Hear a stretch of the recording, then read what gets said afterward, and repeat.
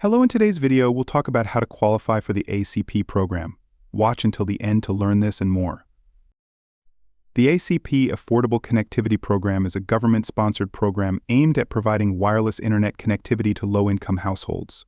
Do you qualify? What are the eligibility requirements for participation in qualifying programs? The household should have at least one member participating in one of the following programs: Lifeline, Federal Public Housing Assistance, FPA Medicaid, Veterans and Survivors Pension Benefit, Supplemental Security Income SSI, Special Supplemental Nutrition Program for Women, Infants, and Children WIC, Supplemental Nutrition Assistance Program SNAP, certain tribal programs. Income threshold. Your household income should be below the minimum threshold of your region. Federal Pell Grant.